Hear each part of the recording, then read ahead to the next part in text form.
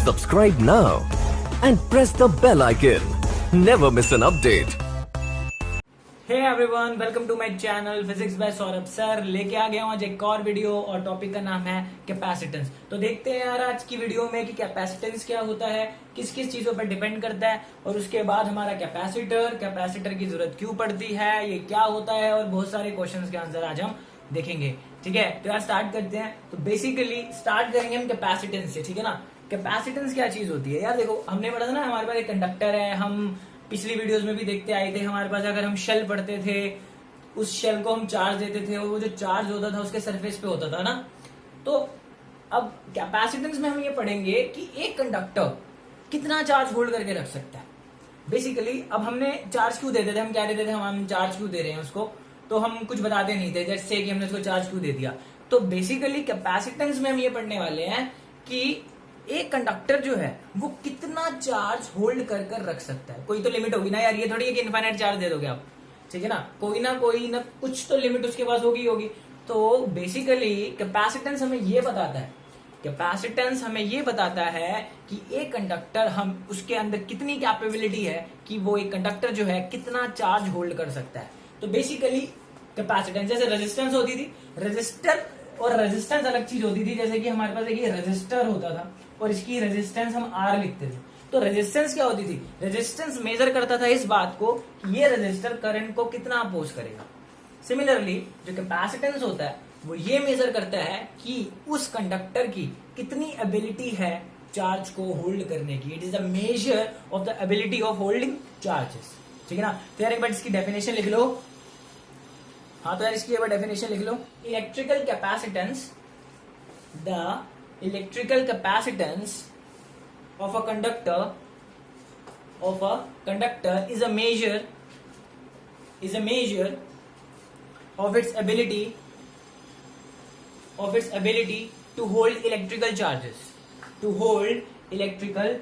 तो उसकी कितनी एबिलिटी है उसको मेजर करता है कि वो कितना चार्ज होल्ड करके रख सकता है एक कंडक्टर। ठीक है, ये कैपेसिटेंस होती है। ठीक है ना, basically it is a property of a conductor. ठीक है ना, जैसे कि ये रेजिस्टेंस भी एक प्रॉपर्टी थी, ये भी जो कैपेसिटेंस होती है ये भी एक प्रॉपर्टी होती है कंडक्टर की कि वो कितना चार्ज होल्ड करके रख सकता है, उसको मेजर करते हैं। ठीक है, तो बेसिकली कंसीडर करते हैं हमारे पास एक कंडक्टर है, इसे हम आइसोलेटेड स्फीयर कहते हैं। आइसोलेटेड स्फीयर मतलब तन्हा, अकेला, सिंगल आइसोलेटेड स्फीयर। ठीक है ना, जिसकी रेडियस हमारे पास कैपिटल आर है। तो यार हम करते थे ना, इस पर हम चार्ज कैपिटल क्यू दे रहे हैं, तो मान लो इसके ऊपर चार्ज क्यू कैपिटल क्यू जो है वो इस पर डिस्ट्रीब्यूटेड है। ठीक है, तो हम इसको चार्ज देते जा रहे हैं। तो यार जब आप चार्ज देते जाओगे पोटेंशियल बढ़ता जाएगा। I can say Q is directly proportional to V, क्योंकि जब आप चार्ज देते जाओगे पोटेंशियल बढ़ता चला जाएगा। अब कौन सी बात है, जब आप चार्ज बढ़ाते जाओगे तो इसका पोटेंशियल भी इंक्रीज होता चला जाएगा। तो जब ये प्रोपोर्शनैलिटी साइन हटता है हमारे पास, we will get Q equal to CV। ये जो C कांस्टेंट मिलता है हमें, this is called capacitance. Definition हम पढ़ चुके हैं, मैथमेटिकली देख लो। तो कैपेसिटेंस को रीअरेंज करके हम क्या लिख सकते हैं, C equal to Q by V। तो C equal to Q by V, this is my capacitance. ठीक है, तो कैपेसिटेंस जो हमारा दिख रहा है, अगर हम इसकी यूनिट देखें तो क्या होंगी यार, सिंपल चीजें पढ़ लेते हैं। तो जो Q है इसकी यूनिट होती है C कूलम, और ये होता है V वोल्ट। तो ये हो गया कूलम पर वोल्ट, इसको हम बोलते हैं फैरेड। इसको हम क्या बोलते हैं, फैरेड। और इसका डायमेंशन अगर हम देखें तो क्या होगा इसका डायमेंशन पे भी क्वेश्चन आता है। तो इसका डायमेंशन अगर हमें लिखना हो तो हम क्या लिखेंगे, तो यार अगर आपको फॉर्मूला पता है तो आप कोई भी डायमेंशन लिख सकते हो। ठीक है, तो कैपेसिटेंस, तो जो चार्ज होता है, तो चार्ज का तो आपको डायरेक्ट पता नहीं है, तो उसको हम लिख लेते हैं करंट इनटू टाइम। ठीक है, और जो पोटेंशियल होता है, जो हमारा पोटेंशियल होता है वो क्या होता है, work done per unit charge. तो this is work done per unit charge. तो चार्ज को भी हमने क्या लिखा है, करंट इनटू टाइम। ठीक है, तो यार मैं एक डायमेंशन निकालने की बात बता रहा हूँ, आपको सारे डायमेंशन रटने नहीं होते। आप हो सके तो उनको सिंपल फॉर्म्स में लिखना सीख लो, जिनके डायमेंशन आपको आते हैं। ठीक है, उससे आपको हेल्प मिलेगी डायमेंशंस निकालने में। ठीक है, अगर आप ध्यान से देखोगे तो ये करंट इनटू टाइम 2 बार आ गया, तो करंट इंटू टाइम का स्क्वायर अपॉन में डब्ल्यू।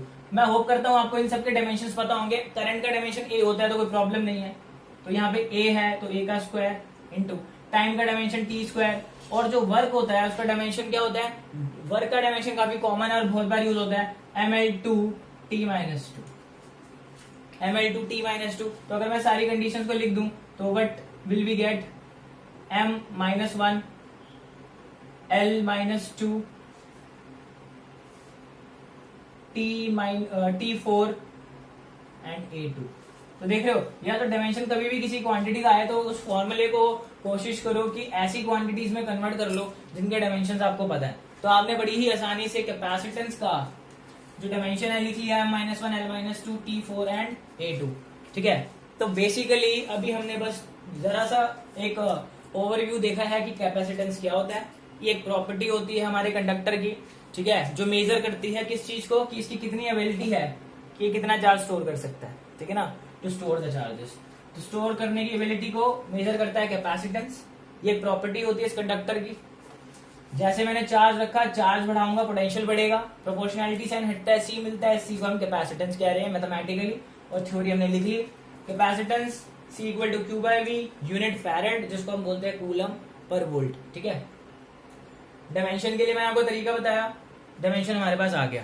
ठीक है ना, ये वो हैं जिनसे एक एक मार्क्स से क्वेश्चन बन सकते हैं, और ये एक सिंपल सी चीज थी। ठीक है, अब फटाफट इसको नोट कर लो, चलते हैं हम अपने इसी में थोड़ा इसको कंटिन्यू करते हैं।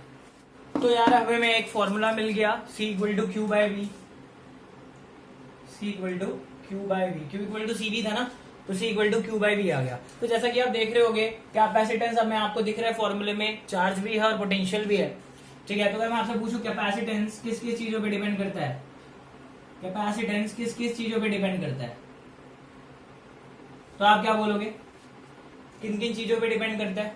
आप बोलोगे चार्ज पे भी, वोल्टेज पे भी, लेकिन ऐसा नहीं है, ये चार्ज पे डिपेंड नहीं करता, पोटेंशियल पे भी डिपेंड नहीं करता। जैसे आपने देखा था ना, R equal to V upon I, ठीक है ना, ये तो फिक्स है हमारा, वोल्टेज और करंट पे डिपेंड नहीं करता वो। ठीक है, तो कैपेसिटेंस चार्ज और वोल्टेज पे डिपेंड नहीं करने वाली, वो तो प्रॉपर्टी है कंडक्टर की। ठीक है ना, जैसे रेजिस्टेंस प्रॉपर्टी होती है कंडक्टर की। अब हमारे पास Q और V पे डिपेंड नहीं कर रहा, ध्यान रखना है, क्वेश्चन पूछा जाता है इनसे रिलेटेड, लगता है Q और V पे डिपेंड करता है, Q और V पे डिपेंड नहीं करता। किस किस चीज पे डिपेंड करता है, तो फिर डिपेंड करता है किस पे, तो डिपेंड करता है पहली चीज कि किस मीडियम में आपने उसको रखा हुआ है। ठीक है ना, मीडियम, कि हमारा जो प्लेट है, जो कंडक्टर है, वट एवर इट इज, वो किस मीडियम में रखा हुआ है। Second, shape and size of the plate या कंडक्टर, यस, शेप और साइज पे डिपेंड करता है। अभी इसको देखेंगे शेप और साइज पे कैसे, shape and size of conductor. ठीक है, shape and size of conductor. और तीसरा जो होता है, ये डिपेंड करता है कि उस कंडक्टर के नेबरिंग में कोई और कंडक्टर जो है वो पड़ा हुआ है या नहीं। कि मान लो अगर यहाँ पे कंडक्टर पड़ा हुआ है तो उसके आसपास नेबरहुड में कोई कंडक्टर है या नहीं, इस बात पे भी ये डिपेंड करता है।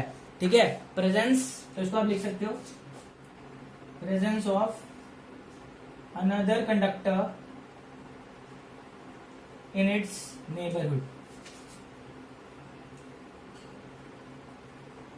ठीक है, ये इस बात पे डिपेंड करता है कि उसके आसपास कोई कंडक्टर है या नहीं। ठीक है, तो डिपेंड नहीं करता Q और V पर, डिपेंड करता है मीडियम पर। परमिटिविटी जो होता है ना, एप्सिलॉन नॉट या एप्सिलॉन, ठीक है, परमिटिविटी पे डिपेंड करता है, shape and size of conductor पे डिपेंड करता है, और इस बात पे डिपेंड करता है कि उसके आसपास कोई कंडक्टर है या नहीं। ठीक है, तो इन तीन चीजों पे डिपेंड करता है, ये हमारा इंपॉर्टेंट टॉपिक है। ठीक है, इसमें से क्वेश्चन बन सकता है। ठीक है, अब चलते हैं थोड़ा सा और देखते हैं। ठीक है, तो अब करता हूँ, ये चीज क्लियर हो गई होगी कैपेसिटेंस की। अब मैंने अभी आपको जो बताया कैपेसिटेंस, मैंने आपको आइसोलेटेड कंडक्टर था ना, वो आइसोलेटेड कंडक्टर जो हमने स्फीयर लिया था उसके लिए था। तो अब कैलकुलेट करके देखते हैं कि एक आइसोलेटेड स्फीयर की एक्चुअली में कैपेसिटेंस होती कितनी है। ठीक है ना, जो भी हमने लिया था, ये एक हमने भी एक आइसोलेटेड स्फीयर लिया था जिसकी रेडियस r थी और इस पे चार्ज कैपिटल Q था। कैलकुलेट करके देखते हैं कि C की वैल्यू क्या आती है उसके लिए। ठीक है, तो अगर आप ध्यान से देखोगे, अगर मैंने इस पे Q चार्ज दिया है तो इसका पोटेंशियल क्या होगा, आप जानते हो इसके सरफेस पे पोटेंशियल, हमने अभी पीछे पोटेंशियल की वीडियोस की हैं। तो अगर हमारे पास कोई स्फेरिकल कंडक्टर होगा तो उसके सरफेस पे चार्ज कितना होगा, Q है, तो पोटेंशियल कितना होगा उसके सरफेस पे, Q/r, ये हम जानते हैं, और K क्या है हमारा 1/4 एप्सिलॉन नॉट।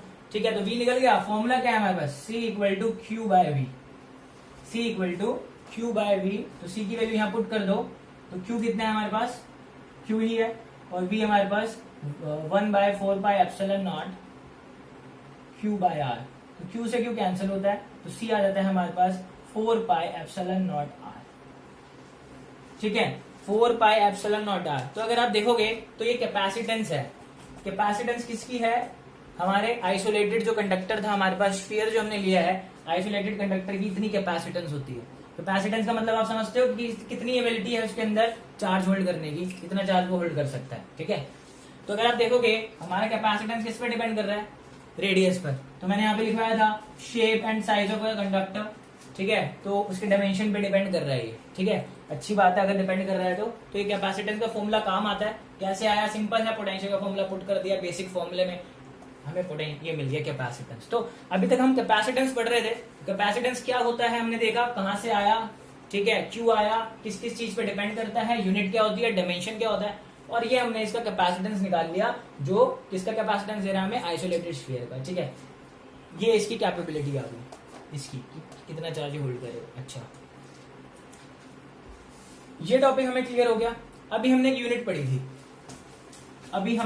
पढ़ी थी, फैरेड, 1 फैरेड, है ना। हम कहते हैं कि यूनिट बहुत लार्ज है, 1 फैरेड जो कैपेसिटेंस होता है वो बहुत लार्ज होता है। ठीक है, अब ये बात हमें कैसे पता चली, इस फॉर्मूले को देखो, कैपेसिटेंस कितनी है इसकी, 4πε0 R। अगर मैं यहाँ पर C की वैल्यू 1 फैरेड रख दूं, क्योंकि मैं बोल रहा हूं ना 1 फैरेड, तो 4πε0 R, तो 1/4πε0 की वैल्यू क्या होती है, इसको यहाँ पे डिवाइड कर दो पहले, दिस इज R। 1/4πε0 कितना होता है, 9 × 10⁹, दिस विल बी R। इसका मतलब क्या है, अगर आपको 1 फैरेड की कैपेसिटेंस चाहिए मेरे दोस्त, तो आपको कितना बड़ा स्फीयर चाहिए होगा, जिसकी रेडियस कितनी है, 9 × 10⁹। ठीक है, आप जानते हो अर्थ की रेडियस कितनी होती है, 6400 किलोमीटर। अगर अर्थ जितना स्फीयर भी ले लोगे तब भी 1 फैरेड नहीं आएगा, क्योंकि अर्थ का ही रेडियस हमारा 6400 किलोमीटर है। ठीक है, तो यानी ये जो रेडियस है हमारी, ये 1500 टाइम्स ज्यादा है, ये 1500 टाइम्स ज्यादा है। ठीक है, तो क्या हम 1 फैरेड अचीव कर सकते हैं क्या, हम 1 फैरेड को अचीव नहीं कर सकते, प्रैक्टिकली ये इम्पॉसिबल है, क्योंकि अर्थ से बड़ा स्फीयर हो ही नहीं सकता हमारे पास। और अर्थ को भी अगर आप मान लेते हो, चलो मैं अर्थ ले भी लूंगा, तो उसको लोगे कैसे, मतलब बेसिकली, और अगर आपने अर्थ ले भी ली तो भी आप 1 फैरेड नहीं बना सकते, क्योंकि इतनी रेडियस चाहिए, और मैक्सिमम रेडियस अगर हम देखें तो हम ले लेंगे, बल्कि ये ले भी नहीं सकते हम।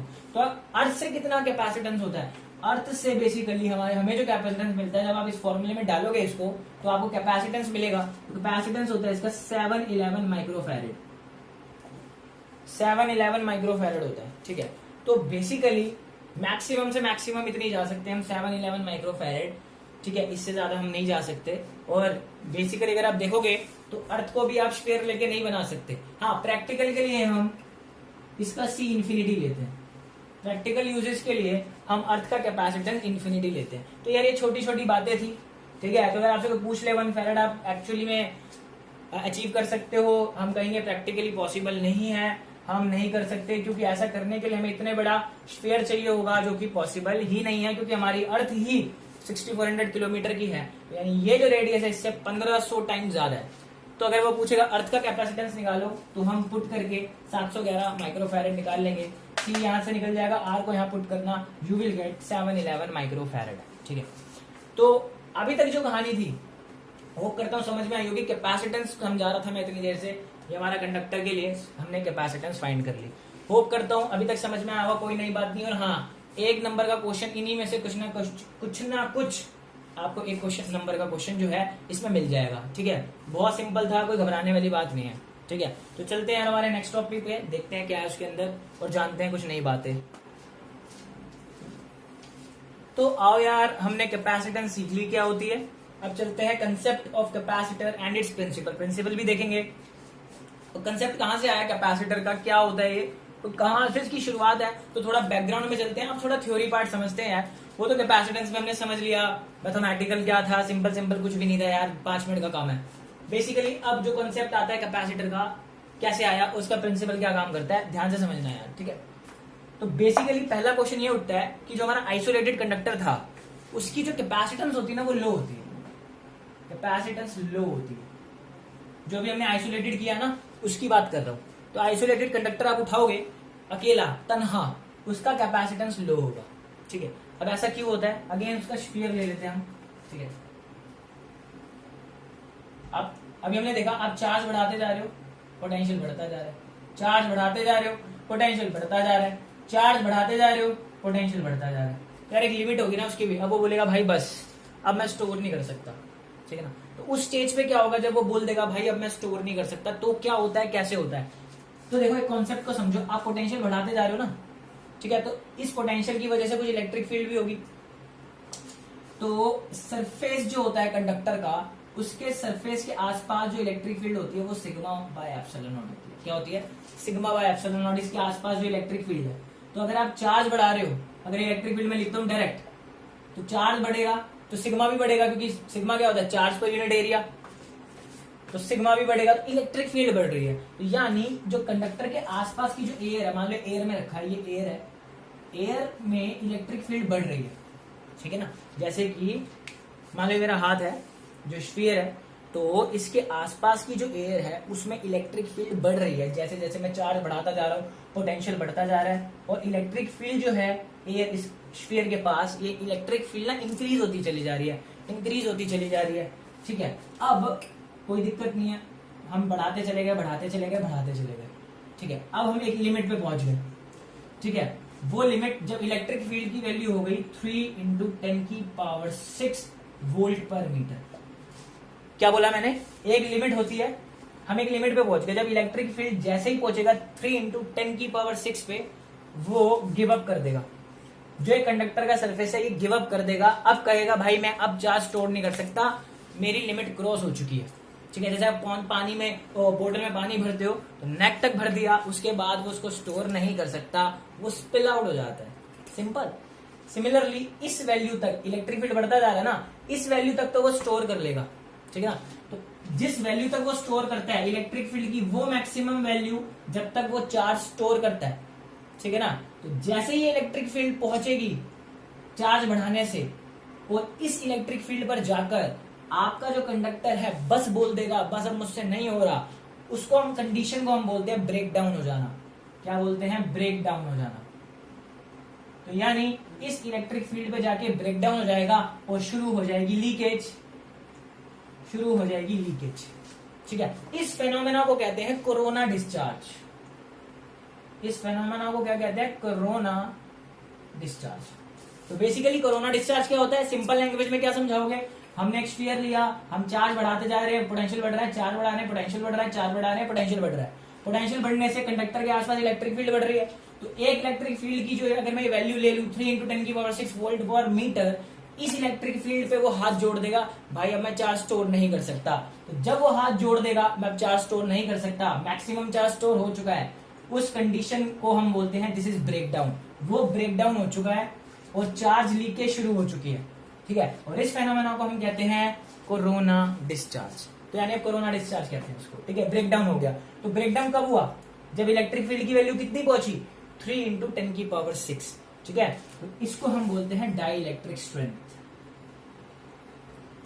Die ELECT electric strength. This is called the dielectric strength, ठीक है ना। तो ये मैक्सिमम इलेक्ट्रिक फील्ड है जब तक वो चार्ज स्टोर कर सकता है। इस इलेक्ट्रिक फील्ड पे आते ही बस हो जाएगी उसकी, अब मुझसे नहीं हो रहा, ठीक है। तो जब वो बस बोलेगा तो वो होता है हमारा ब्रेक डाउन हो जाना, उसको हम बोलते हैं ब्रेक डाउन हो जाना। और जब वो ब्रेक डाउन होगा तो चार्ज लीकेज शुरू हो जाएगी।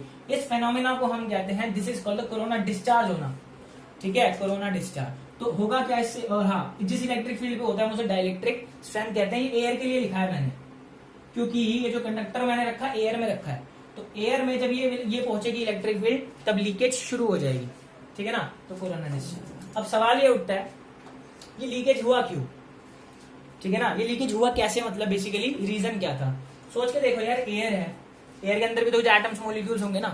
तो अब आप जानते हो, सिंपल सी बात है, ये न्यूक्लियस है, मैं एयर के अंदर का एक एटम लेके बना रहा हूँ, मतलब इसके आसपास जो एयर है, एयर के अंदर मैंने एक एटम ले लिया, मैं उसकी बात कर रहा हूँ, ठीक है ना। अब एटम के अंदर न्यूक्लियस है और न्यूक्लियस के चारों तरफ इलेक्ट्रॉन चक्कर काट रहे हैं नहीं काट रहे, अच्छी बात है, इलेक्ट्रॉन चक्कर काट रहे हैं। अब मान लो इलेक्ट्रिक फील्ड अप्लाई हुई, इसकी वैल्यू बढ़ती जा रही है इलेक्ट्रिक फील्ड की।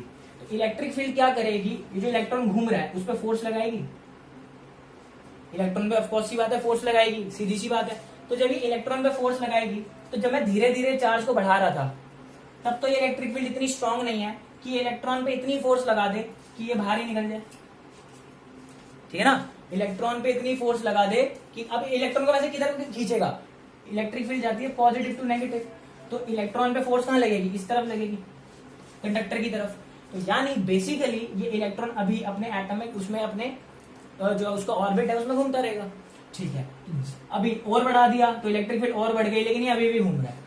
लेकिन जैसे ही मैंने क्या बोला, ये वैल्यू पहुंचेगी तो ये ब्रेकडाउन होगा, लीकेज शुरू हो जाएगा। वो कैसे शुरू होगा, ये वैल्यू बहुत हाई हो चुकी है, इस हाई वोल्टेज पे ये इतनी फोर्स अप्लाई कर देगा इसके ऊपर कि ये अपना ऑर्बिट छोड़कर इस तरफ आ जाएगा। इस प्रोसेस को हमने पढ़ा था फर्स्ट चैप्टर में, पोलराइजेशन होता है कि जब सेंटर ऑफ नेगेटिव और पॉजिटिव चार्ज सेपरेट हो जाते हैं, ठीक है। तो यानी आपने इसका इलेक्ट्रॉन इस तरफ भेज दिया तो पॉजिटिव चार्ज इधर आ गया, तो यानी एक नेगेटिव और पॉजिटिव डेवलप हो गया। तो सीधी सी बात है, इस इलेक्ट्रिक फील्ड ने नेगेटिव और पॉजिटिव जनरेट करवा दिया एयर के अंदर, एयर को आयनाइज कर दिया, एयर के अंदर आयंस प्रोड्यूस हो गए।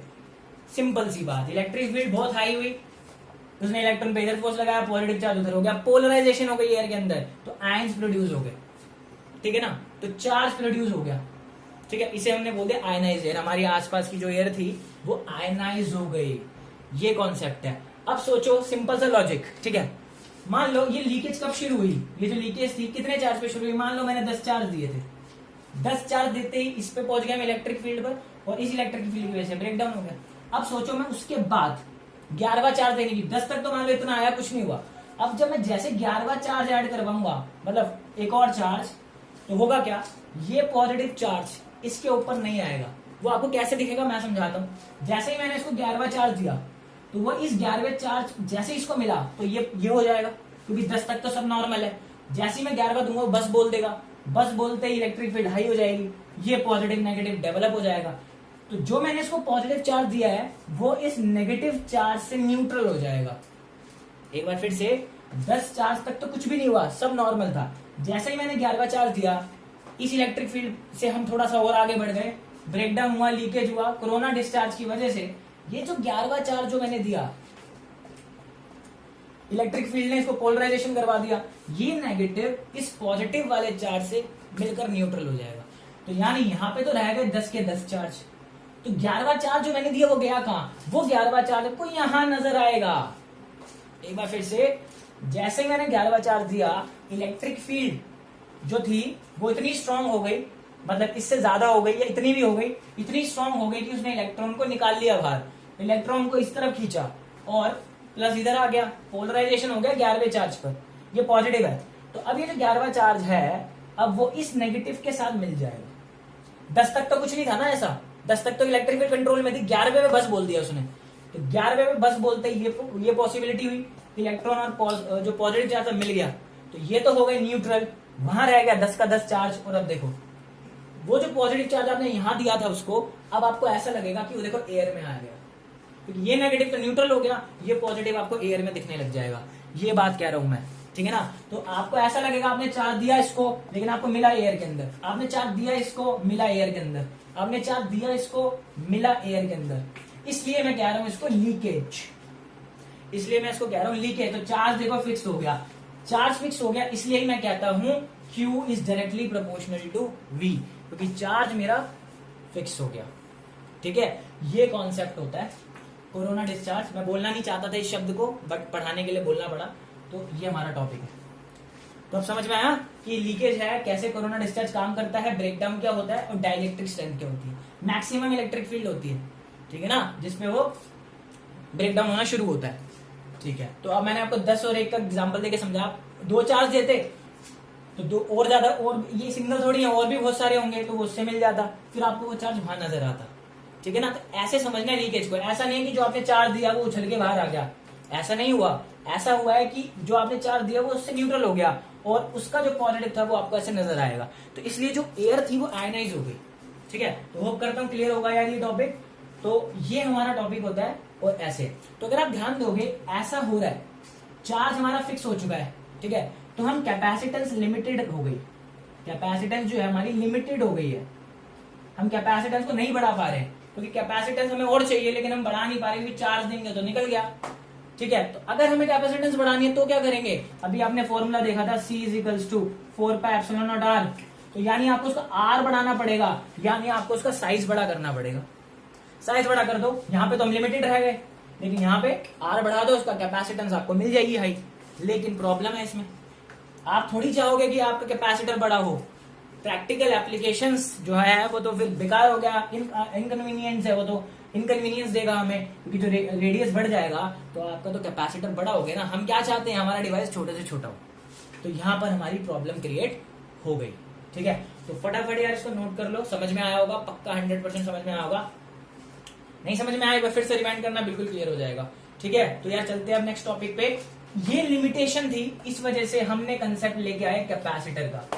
ठीक है, तो आइसोलेटेड में ये प्रॉब्लम होती है, सिंगल वाले में तो हम कॉन्सेप्ट लेके आए कैपेसिटर का। तो अब देखो कैपेसिटर में ऐसा क्या होता है कि हम उसकी कैपेसिटेंस बढ़ा लेते हैं। ठीक है ना, तो फटाफट नोट करो उसको। तो यार आओ अब देखते हैं कैपेसिटर क्या है, वहां हम लिमिटेशन में रह गए।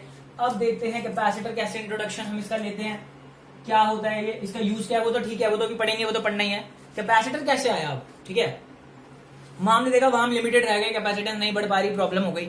अब क्या हुआ, अब देखो, अब मैंने ना एक कंडक्टर लिया, मैं स्ट्रेट ले लेता हूं, मान लो इस पे पॉजिटिव चार्ज है, पूरे पर पॉजिटिव चार्ज है।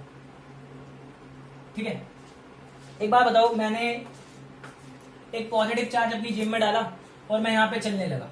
ठीक है, अब आप बोलोगे अगर मुझे कैपेसिटेंस लिखनी है तो इस पे आप बोलोगे कैपेसिटेंस क्या होगी, Q/V।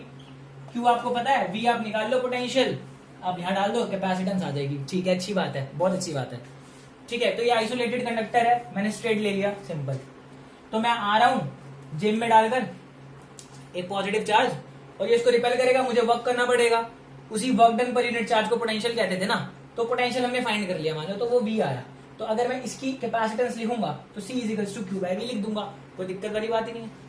लेकिन अब देखो मजा कब आएगा, अगर मैं यहाँ पर मेरे दोस्त एक प्लेट रख दूं थोड़ा पास में, तो पॉजिटिव है तो इस पे नेगेटिव चार्ज आ जाएगा, डिस्ट्रीब्यूट, और ये आ जाएगा।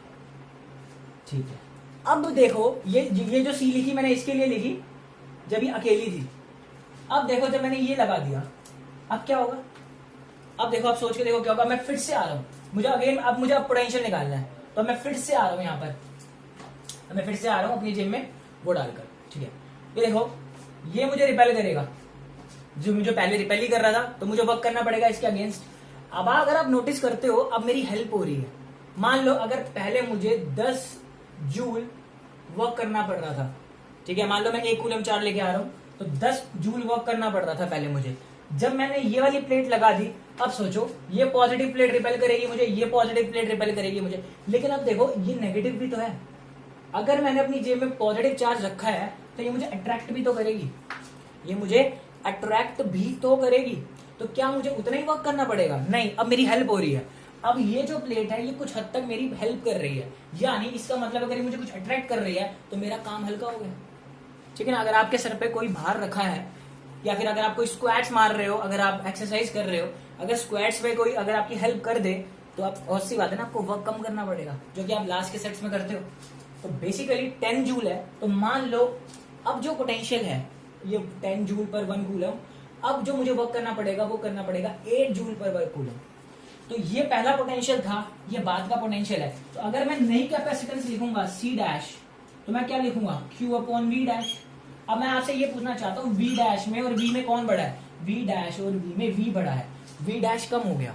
क्यों कम हो गया? जैसा कि आप देख पा रहे हो, ये नेगेटिव प्लेट मेरी हेल्प करेगी, मैं इधर बढ़ रहा हूँ, तो ये तो मुझे रिपेल कर रहे हैं, लेकिन ये नेगेटिव मेरी कहीं ना कहीं कुछ ना कुछ हेल्प कर रही है। ठीक है, तो अट्रैक्ट कर रही है, तो दिस इज 8 जूल पर कूलम। ठीक है, तो ये जो V डैश है बेसिकली, अगर आपको इस मेथड से समझ नहीं आता तो आप इस मेथड से देख सकते हो। अगर मैं इस पे पोटेंशियल देखता हूँ जो पहले V था, अब ये जो चार्जेस डेवलप हो गए, अब ये जो नेगेटिव है इस पॉजिटिव के पोटेंशियल को माइनस करेगा, क्योंकि ये जो पॉजिटिव और ये जो नेगेटिव है इसका पोटेंशियल पॉजिटिव होगा, इसका पोटेंशियल नेगेटिव होगा।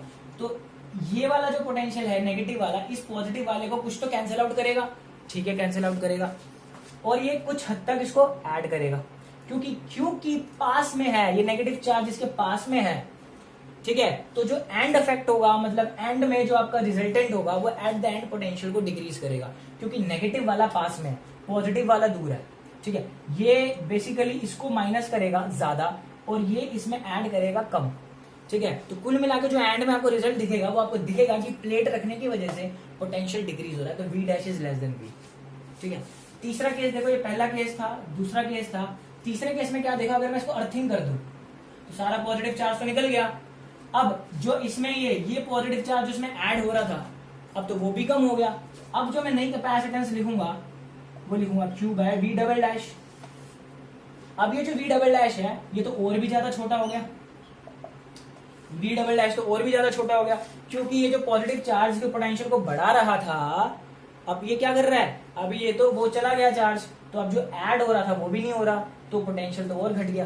तो आप देख पा रहे हो, तो कौन से केस में कैपेसिटेंस सबसे ज्यादा हो जाएगी, इस केस में कैपेसिटेंस बढ़ जाएगी, बढ़ेगी इसमें भी, इसमें बढ़ जाएगी, इसमें भी बढ़ेगी। ठीक है, तो देखो गिवन चार्ज के लिए हमने पोटेंशियल को डिक्रीज कर दिया तो कैपेसिटेंस बढ़ गई। कॉन्सेप्ट को पकड़ो भाई, गिवन चार्ज के लिए मैंने पोटेंशियल डिक्रीज किया, हमारी कैपेसिटेंस बढ़ गई, क्योंकि देखो यहां का चार्ज चेंज नहीं हो रहा, इसलिए मैंने बोला गिवन चार्ज। तो जो मैं इस पे निकाल रहा हूं, तो एक बात बताओ, क्या हमें जो मैं पोटेंशियल अब निकाल रहा हूं, क्या वो इसका अकेले का पोटेंशियल कहना सही होगा? नहीं, ये जो पोटेंशियल मैं इस पे निकाल रहा हूं वो इन दोनों की वजह से है, और मैं उसको पोटेंशियल ना कहकर पोटेंशियल डिफरेंस बोलूंगा। ठीक है, तो अब आपने देखा कि दो कंडक्टर रखने से कैपेसिटेंस बढ़ जाती, हमने कैपेसिटेंस बढ़वा दी, और बढ़वाई कैसे, चार्ज को कांस्टेंट रखा और पोटेंशियल जो था उसके ऊपर वो क्या करवा दिया, डिक्रीज करवा दिया, तो पोटेंशियल डिक्रीज, कैपेसिटेंस बढ़ गई। This is called the principle of capacitor, this is called the principle of capacitor. ठीक है, this is called the principle of capacitor. ठीक है, क्या होता है principle of capacitor? For a given charge, for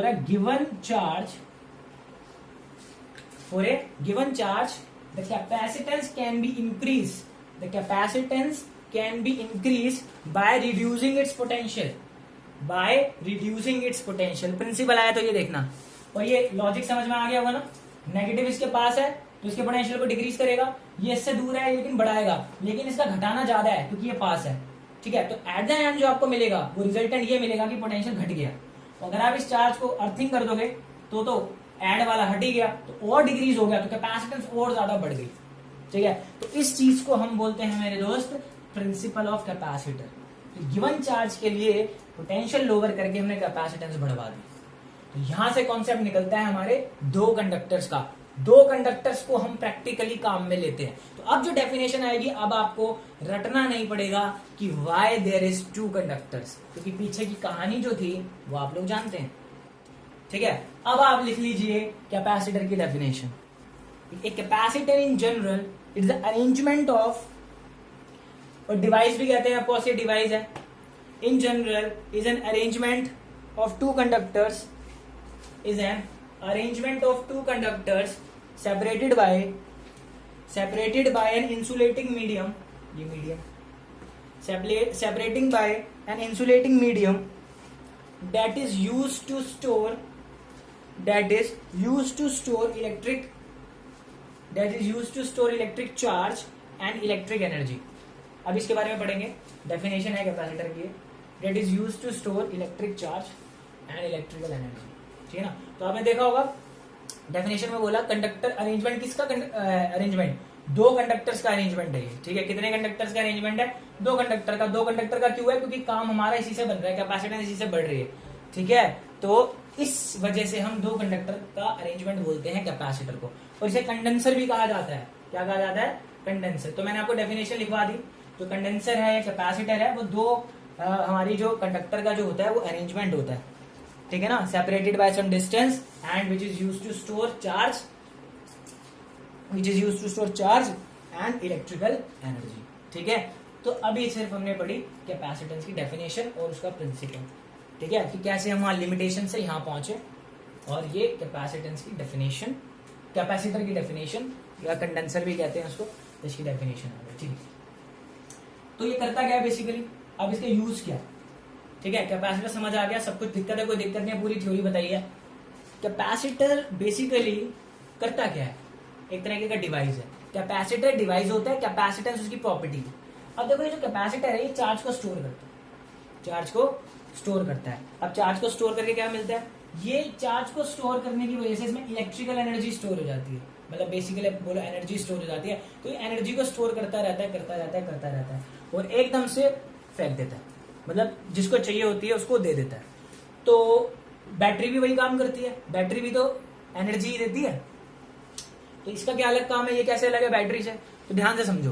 battery जो होती है वो कॉन्टिन्यूअस काम करती रहती है, वो कॉन्टिन्यूअस काम करती रहती है, स्लोली स्लोली, कैसे, धीमे धीमे, स्लोली स्लोली काम करती रहती है। लेकिन मैंने इसमें क्या बोला है, कैपेसिटर में धीरे धीरे एनर्जी स्टोर करता रहता है, करता रहता है, करता रहता है, करता रहता है, और जैसे जरूरत पड़ती है एकदम से सारी दे देता है। ठीक है ना। अब इसकी जरूरत क्यों है हमारे सर्किट में, देखो ये लाइफ से रिलेटेड है। लाइफ में भी आप देखोगे, जिंदगी में कोई काम शुरू करना सबसे ज्यादा मुश्किल होता है, उसका पहला स्टेप रखना ज्यादा मुश्किल होता है। एक बार आप पहला स्टेप रख लेते हो तो उसके बाद आप बाकी स्टेप्स बड़े आराम से चल जाते हो। फिजिक्स में इसका सबसे अच्छा एग्जांपल है स्टैटिक फ्रिक्शन। ठीक है ना, चीज को पहले हिलाना मुश्किल है, ठीक है ना, स्टैटिक फ्रिक्शन की वैल्यू निकालना ज्यादा आएगी काइनेटिक फ्रिक्शन वाले से, जब वो चलने लगेगी। ठीक है ना, तो बॉडी को पहले चलाना मुश्किल है, पहला धक्का देना उसमें ज्यादा पावर चाहिए, उसमें ज्यादा एनर्जी चाहिए। उसके बाद जब वो चलने लग जाए तो एनर्जी उतनी नहीं चाहिए जितनी स्टार्टिंग में चाहिए थी। फैन ऑन करने के लिए ज्यादा ताकत चाहिए, जब वो फैन ऑन हो जाएगा उसके बाद चलने के लिए वो बैटरी संभाल लेगी, या जो हमारे घर में करंट आ रहा है वो संभाल लेगा। तो आप देख रहे हो स्टार्टिंग में जो धक्का चाहिए वो धक्का कौन देता है, वो धक्का देता है हमारा कैपेसिटर भाई। ये लाइफ में पुश देता है, ठीक है ना, तो ये लाइफ में पुश देता है, लाइफ में नहीं हमारे सर्किट में पुश देता है। ठीक है, एग्जाम्पल लाइफ से समझाया, स्टैटिक फ्रिक्शन से समझाया, और बहुत सारी चीजों से समझाया। तो बेसिकली ये स्टार्टिंग का पुश देता है। कैमरे में फोटो खींचते ना, वो लाइट आती है बहुत जोर से, तो इतनी इतनी बैटरी जो लगी होती है वो थोड़ी दे पाएंगी यार, तो वो कौन देता है, उसमें भी कैपेसिटर्स हैं। कैपेसिटर सारी एनर्जी दे देता है, एकदम जो फ्लैश जलता है।